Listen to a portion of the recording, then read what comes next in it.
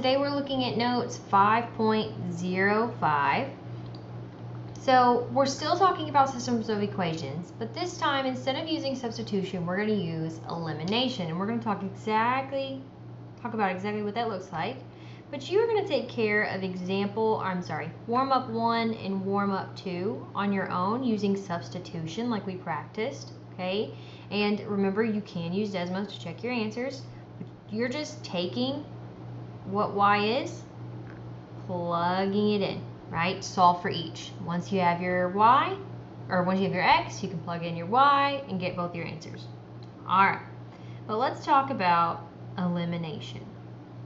So we're going to look at our steps again. There's 3 steps.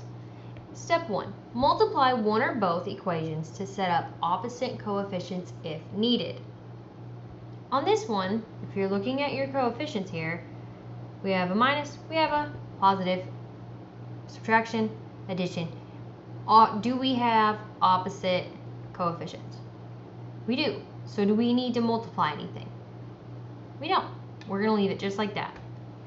Now, step 2, add together the new equations and solve for the remaining variable. Make sure the equations are both written in standard form and are correctly lined up. Now, remember, standard form is a x plus by equals c. Are these both in standard form?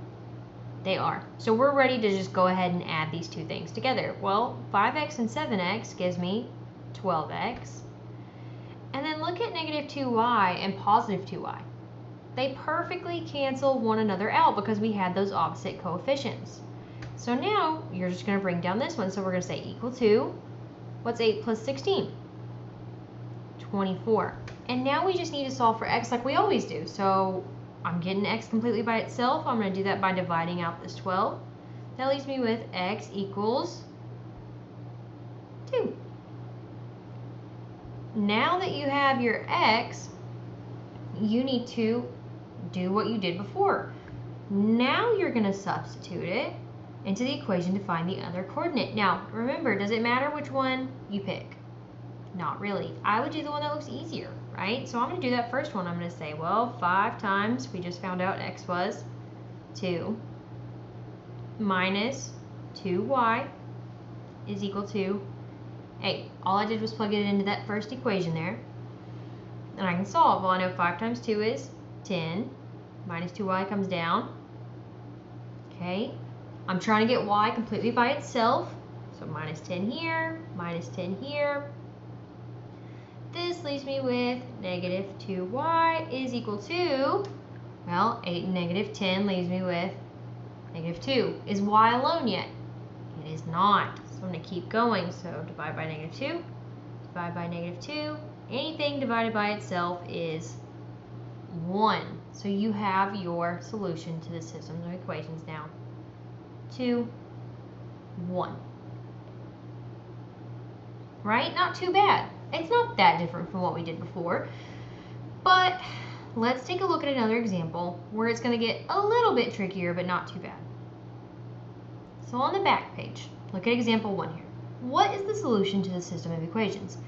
Now, we do have opposite coefficients, right? We have a negative and a positive. But notice, is negative y and positive 4 going to perfectly cancel out like it did up there? It's not. Is positive 8 and positive 3 going to cancel out? It's not. So we're going to have to multiply one of these so that way the variables match. Now, if you're looking, will I be able to multiply 3 times anything to get 8? No, there's nothing I can multiply 3 by to get 8. Now, negative 1, because remember, if I don't have a number there, you can assume it's a 1. And 4, could I multiply something by negative 1 to get positive 4, or 4? Yeah, I could. If I multiply everything here by 4, that means these 2 will perfectly match up with opposite coefficients, and then they will cancel out. And then you can solve just like we did up here.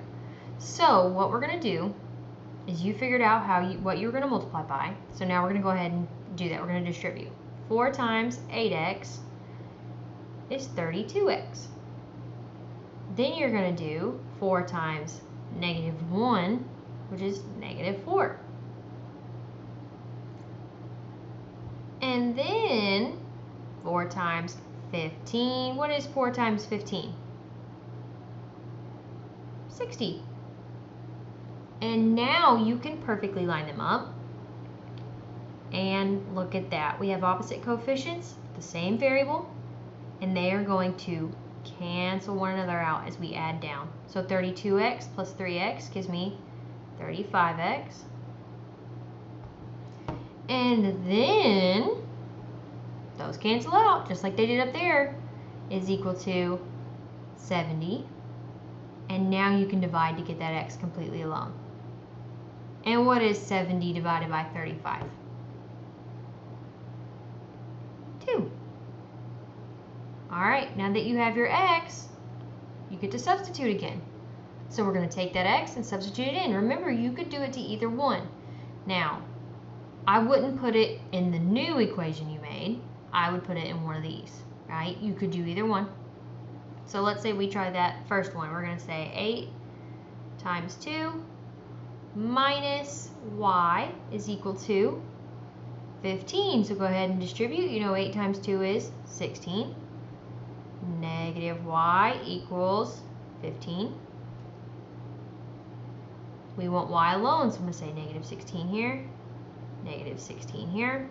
Now I have negative y is equal to negative 1. Now, we don't want a negative y, so we're going to divide both of these by negative 1, and anything divided by itself is 1. And so your system, your solution to your system is, oh, I didn't mean to do that, is 2, 1. And you're done. Alright, you're going to try example 2 on your own. Again, this is the same thing we just did, but now it's giving you a word problem first. Try that one on your own and solve using elimination.